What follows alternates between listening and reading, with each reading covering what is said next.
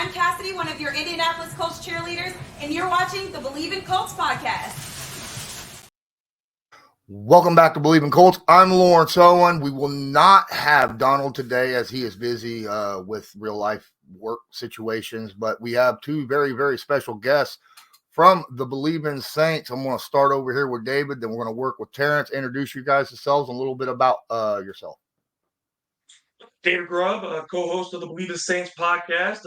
I've been in sports media for about 20 years now, and also own my own sports media company, Hard to Paint Sports. So folks can check that out as well. My name is Terrance Copper. I'm a former NFL player. I played for the Saints as well. I'm a co-host of the Bleav in Saints, and I've been in radio, been in this thing for about 8 to 9 years. I also do the pregame show and the postgame show for East Carolina University. Awesome. Well, we appreciate you guys being on here because, as I said before we started, I really don't know a whole lot about the Saints this season. I've looked at some stat lines, team stat lines. I'm going to start off with this question real quick. I was kind of looking at like sacks and tackles for losses and pressure rates, and I was noticed in the past the Saints have been very, very good at that. And I'm not liking what I'm seeing right now for the Saints this year under the stat lines. Do the stat lines hold up, or is there something going on with the front seven of the Saints defense going on right now, David? I think the defense has struggled with getting consistent pressure this season. They've done a good job really kind of holding the edge. But Curtis Granderson is the best pass rusher on this team right now, 4.5 sacks, I Bleav, for him so far this year. But yeah, that has been an issue. It's not the same defensive line that it was 3 or 4 years ago. It's still a very solid group, particularly against the run. But pressure is something that they've struggled to generate. But young guys like Brian Breezy are starting to come along. They could get better as the year goes on. This defense has shown over the last couple of years that it does improve in areas as the season goes on. But yes, it is a concern right now. BetOnline is your number one source for all your betting needs. Get the latest odds, lines, and matchup reports for baseball, boxing, golf, NFL, and more. BetOnline continues to be the fastest and easiest way to place your wagers, including live betting and your favorite casino games, available to play right from your phone. Head to the website or use your mobile device to sign up today and get in on the action. Remember, use promo code BLEAV, that's BLEAV, to receive your 50% welcome bonus on your first deposit. BetOnline, where the game starts. Terrance, do you have anything you want to add to that? No, like David just said, they've never really been the last year or so a team that puts a lot of pressure on the quarterback, but they've always been great at stopping the run. And those are things that they're still trying to work to get better at. And I think as they continue to work on the technique, continue to take the coaching, we'll get better at it. Awesome. Pass coverage. I've heard some different stuff about the pass coverage for the New Orleans Saints. I'm going to start with you, Terrance. What are your thoughts about this pass coverage this season so far? Sometimes our pass coverage, because we play so much man-to-man, sometimes our pass coverage can be feast or fan. So it's the way we play our coverages, and there's not a lot of coverages we play. Like that, we play just strictly man. So sometimes we get hit with a lot of crossing routes. Sometimes we give up plays when it comes to quarterback scrambling because we are in man-to-man. And like me and Dave talked about it before, there's no coverage that can take everything away. So you got to take the good with the bad, whatever coverage you play, and take your losses. And I think right now, defensively, pass coverage-wise, we have the talent and we are giving up big plays, but we're still playing solid for the most part, but we are giving up explosive plays. Okay, David, he went a little bit on the, scheme wise. Do you have anything to add personnel wise when it comes to pass coverage? I think the concern for the Saints is at the safety position. Marcus May had missed 3 games due to suspension, so that broke up some continuity for him. He had gotten off to a good start with an interception in game 1, and then he gets suspended, and that kind of broke his rhythm, I think, with the defense. And then Tyrann Mathieu is, quite frankly, getting older. He is not the same Tyrann Mathieu that he was, when he was 28 years old. So you look at him, and you can see the mind is there, But it's sometimes in a man-to-man scheme, that's not the best usage for a guy who relies on instinct. Because if he gets caught in the wrong coverage as man-to-man, he can get beat with speed. So yeah, that's one of their concerns there too. Is they need that pass rush to be a little bit better because timing is so important when you play man-to-man. So it's all connected. Yeah, absolutely. And you bring up a really good point about guys with instincts. Like you just done talking about the honey badger, right? And he's made a history of using his instincts to get in and make plays. And if you don't allow, especially a veteran guy who maybe has lost, a half a step or something due to age, you need to, in my opinion, utilize his strengths, which would be this stuff up here, right? And allow him to use those instincts and his knowledge of the game in order to put himself in a better position to make those plays. So it's very interesting that you bring that up. Is there anything either one of you, I'll just leave it out, that you guys want to discuss about the defense in general this year that maybe hasn't been covered yet? Dave, you got anything? Oh, I would just say, I think they've done a much better job, obviously, this year forcing turnovers than they did a season ago. They really struggled at generating turnovers last year. They've already beaten their total from a season ago through 7 games. So that right there, I think that this team, guys like Marshawn Lattimore, he's capable of taking the ball away. So is Alontae Taylor. So is Tyrann Mathieu. So is Marcus May. So they have guys who are capable. If you make mistakes that maybe in the past they couldn't take advantage of, they can right now. And then when they do reach the pass rusher, they have shown that they can get strip sacks. Awesome. Terrance, anything else? And then when you look at everything, I know our stats, defense for our stats is not, perfect. But I want to see our defense play when our offense play complementary football. Our defense is a lot better than what we're showing, and we're still playing solid. I just don't think people realize how good our defense really is until our offense start matching up better, and extending drives and putting points on the board. Because that does wonders for defenses when your offense is putting points up. So we still haven't seen the best of this defense yet, but we're not going to see it until the offense start coming along. As Colts fans, I fully understand exactly where you're coming from, Terrance.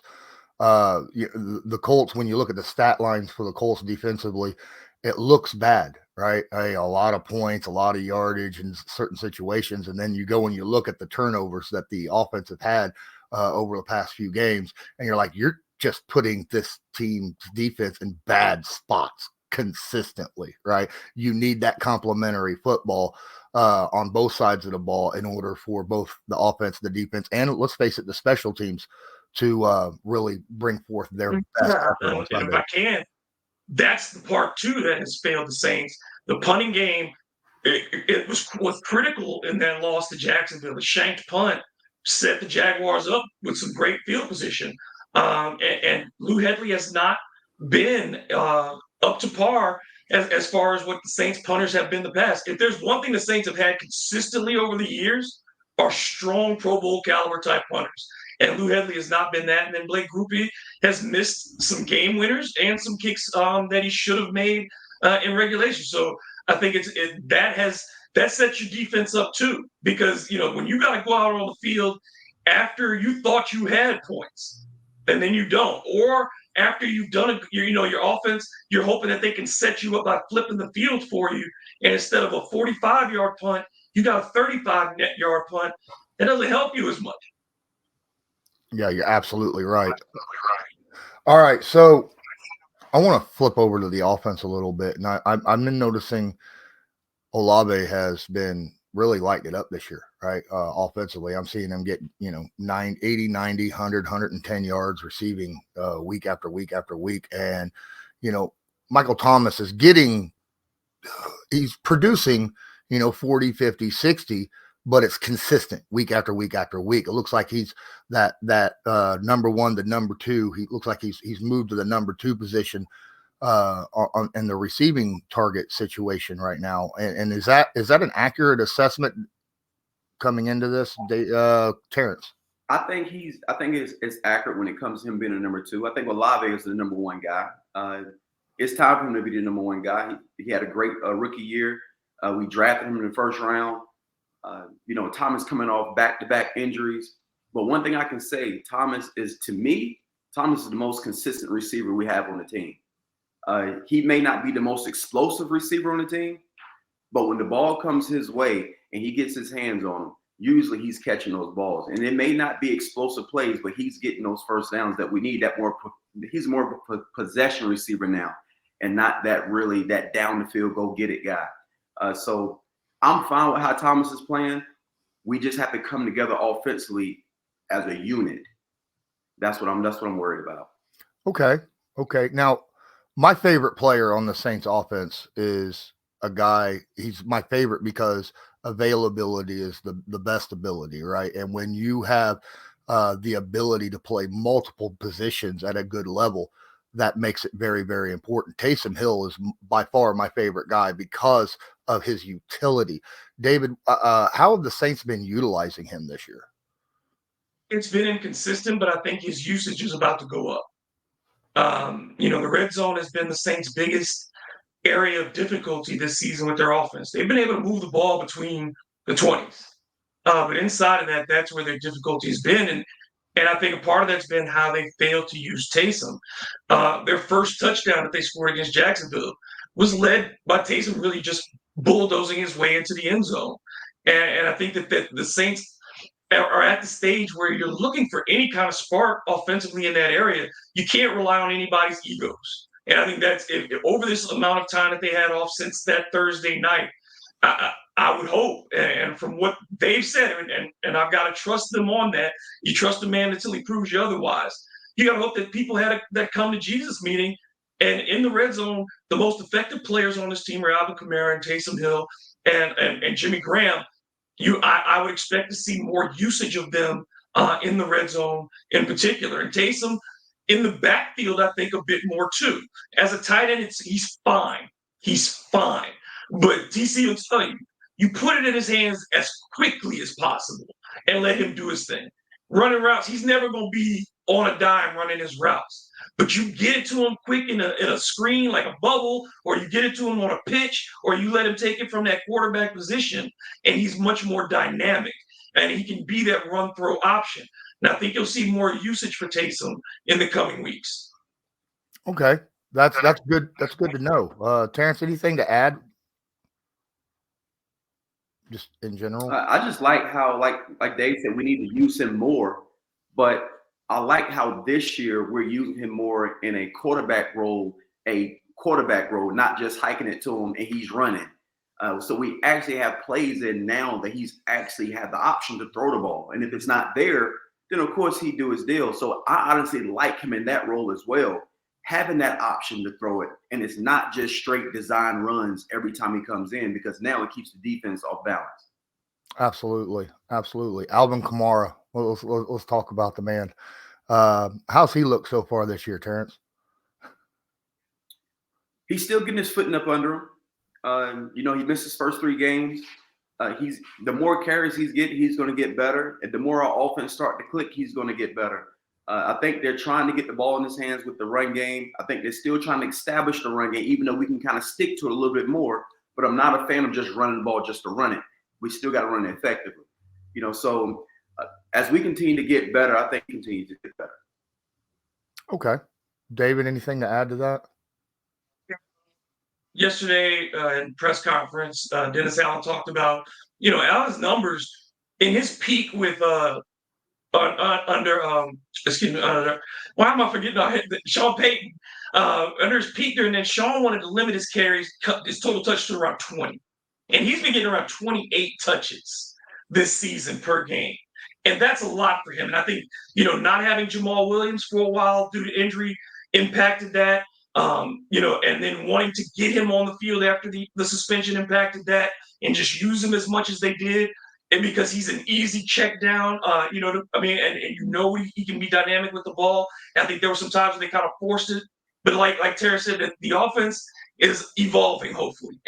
And those things are going to be the touches, you want to maximize a guy like Alvin's touches because he's not a guy who gets more powerful as the game goes on. He's a guy that when he has his moment, you get him in those, the play calling is set up for him, and you get him on the edges. He can beat anybody in the NFL one-on-one. There's no one who can get him in a box. And so I think that's what you're going to see with Alvin, and that's what he's really been pushing for. And I think you saw that, after the aftermath of that Jacksonville thing, I think the best outcome is all these people now in the meeting got to say to each other, this is what works for me. And that conversation is so important to an offense, especially when you have really dynamic players. And Michael Thomas out late, like TC said too, it may not look dynamic, but the ability to move the chains is dynamic. And he does that consistently. So I think the Saints just have to get back to getting guys in a position to do what they do well and not try to fit square pegs in round holes. Absolutely. Alvin Kamara, last time the Colts played the Saints, Alvin Kamara made a lot of big plays, just making people miss out in the open field on screen plays and stretch plays and things of that nature. So I'm kind of interested to see how the Saints use him in this game. It's going to be very similar in that aspect. Now, the last thing I want to discuss personally, speaking of history against the Colts, Derek Carr, veteran quarterback, a guy who does a very good job if he does not have pressure in his face against zone defense. And the Colts run a lot of zone defense, as most people know. How has Derek looked so far this year? Either one of you. I start off, Dave. So to me, he's been inconsistent. He's been inconsistent. He's made some plays. Don't get me wrong. He's made some plays. Right now, he's in the middle of the road of everybody. If you got 32 teams in the NFL, he's right in the middle of the road, about 15 to 16 best quarterbacks in the league right now. He has to continue to get better, but not just him. To me, when it comes to the quarterback, it's everybody around him. He can't do his job properly unless everybody around him does their job. And when I say that, I'm talking about the offensive line blocking well. Not just offensive line blocking, but the running back stepping up and blocking well when it comes to the blitz. Receivers running their routes hard. Receivers making catches. So everything revolves around how everybody does their job when it comes to the quarterback position. So I can't necessarily say that he's just having a bad year, but he's struggling. He's not the Carr right now that we're used to seeing. Okay. David? Aren't you always, for Derek Carr, you want to maximize efficiency with him. It's not going to be, you don't want to put him in a position to go out and throw 50 plus times like he's had to do the last couple of weeks. Those things are not setting him up for success when you have to put him in that position. So, yeah, there are very few quarterbacks in this league who are capable of winning games on their own. Most quarterbacks require that everything to be working well. And the Saints as a system have not worked well. And that has not benefited Derek Carr. So if the system starts to come together, if the play calling, the consistency on the offensive line, which has been injured and shifting personnel, if you can have your backfield the same for multiple weeks, if the receivers are on the same page, then you'll see some progress. But while all these things are in flux, like they've been the first 7 weeks for this team, you're going to get inconsistent performances. Okay. The last thing for question from me before I hand it over to you guys, see if you guys have anything you want to ask about the Indianapolis Colts. Dennis Allen, we all know about Sean Payton and his history with the team. I don't know nothing about this head coach. I was wondering if you guys could fill me in a little bit about him. Let David go first this time. I mean, Dennis is one of the best defensive minds in the NFL. And he's been consistent with that no matter what he's done. I think he's as a head coach, he's a work in progress, and this is kind of his moment. You find out whether a guy's going to be a long-term head coach in the adversity, in those moments. So can he bring this group together and still achieve the goals that they have on the table, which are all still on the table? They can win their division, they can get in the playoffs, and then you see what happens. That's going to be the test for Dennis Allen. He's got the defensive part down. We got that. But the part for the head coach is, can you communicate your vision to everybody? And I think communication has been the word for the Saints since the offseason, and improving that. And that's the test now for Dennis Allen. I don't think he's a guy that people disrespect. I don't think he's somebody that people want to see fail. But I think this is your test as a leader, and your team will follow your direction. If he's in the middle of it and he's pulling it together, they will join him. Terrance? Yeah, I think Dave just summed it up in a nutshell. I echo exactly everything he says. So I mean, there's nothing I can add to that. He hit everything perfectly. That happens occasionally when you guys are, talking amongst each other. I fully understand that situation. So I'm going to give you guys a few minutes here. If there's anything that you want to ask me about the Indianapolis Colts, either one of you, just feel free to speak up. I have a couple questions for you. Mhm. Where do you feel like they're struggling at offensively? Do you feel like it's the run game or the pass game?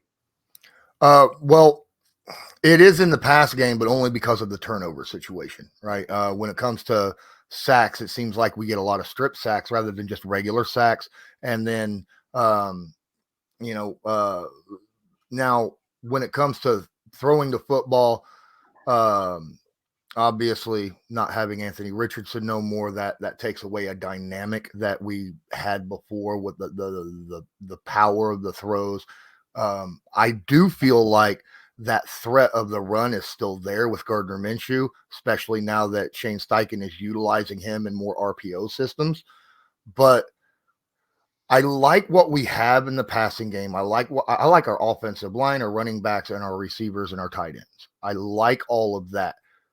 It's the turnovers right now that is absolutely destroying this offense completely. They're the only team in the NFL right now through since all 7 weeks that has scored at least 20 points in every game, right? So I like the consistency of being able to move the football and put points on the board. But you just can't give the ball over to an opposing team and expect to win ever.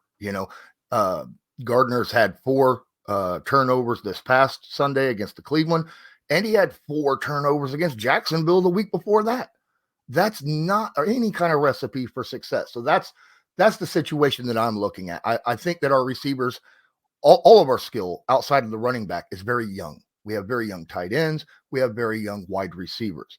I think the skill is there. They just need to get more experience and more snaps to become better as units. Question would just be on the defensive matchups. What areas do you think that the Saints could exploit against the Colts? And where could Derek Carr or the ground game make some plays?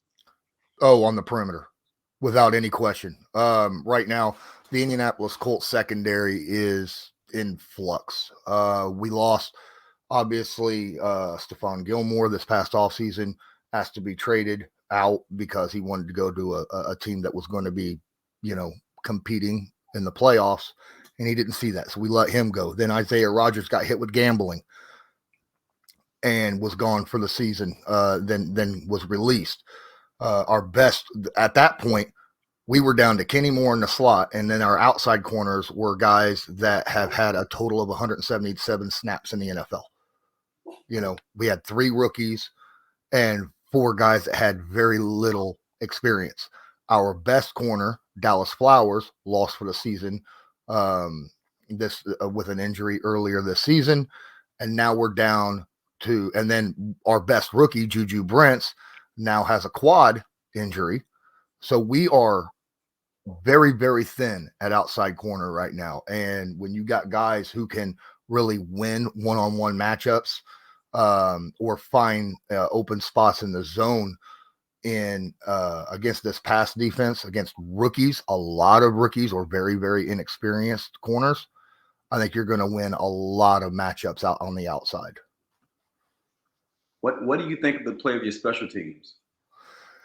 We lost our special teams coordinator, Bubba Ventrone, this past offseason also. He went to the Browns, and then some of our better special teams players, gunners and such like that, all pros, this past offseason or due to injury during training camp.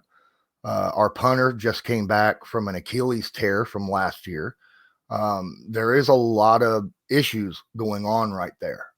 We are, I think, 5th worst in the NFL in kick coverage, and I think 6th worst in the NFL in punt average, right? Maybe just because we're still working with a new, special teams coordinator and a lot of inexperience in special teams right now with youth and stuff of that nature. And I have seen gradual improvement over the last 2 or 3 weeks, but that is definitely, a situation in the game which the Colts need to improve overall. That's it for me. I mean, I'm looking forward to this one because this is certainly a game. I think, that the Saints, it's not, the Terrance I like to talk about, it's not a must win, but it's a must have. You go on, you want, this is, you don't want to lose 3 in a row. No football team wants to be in a position where they've lost 3 in a row. And the Saints have a schedule that's favorable, as far as the NFL goes, that they like over the next few weeks. It's important to them to get this win, but I think this is Indianapolis is certainly a tough place to play, and we'll see what happens. But I'm excited to see what does happen. Any final words, Terrance? Not at all. Just who that? Who that? All right. I feel I kind of echo. I think Colts fans echo what David said. Right? If they lose this one, it'll be 3 in a row. Right? And they just come out of 2 games that Colts fans and the players feel like they should have won. Right. If it wasn't for the turnovers and the fact that everybody in the NFL understands the referee situation that happened this past week against the Browns. But yes, we feel like we have a very favorable schedule as well. And this is a situation where they feel like you need to get that first win somewhere. And this opportunity is very important for either the Saints or the Colts to get that first win and get some steps and streaks going here to get out of the rut that they're in right now on both teams, I should say. Hey, I appreciate you guys. Making great games. It should. Both teams should come out just fired up and looking to win the game. Appreciate you, both of you again. One final moment. Go ahead, tell everybody where people can find you on social media, David and Terrance. David? Yeah, at DM Grubb on X and Instagram. Terrance? At T Copper on X and Instagram as well. And also follow us on Bleav in Saints. Awesome. Colts fans, make sure you go out, give these guys, check them out on Bleav in Saints. This is Lawrence Owen. This was Bleav in Colts, brought to you by Bet Online. And as usual, go Colts. Do you believe?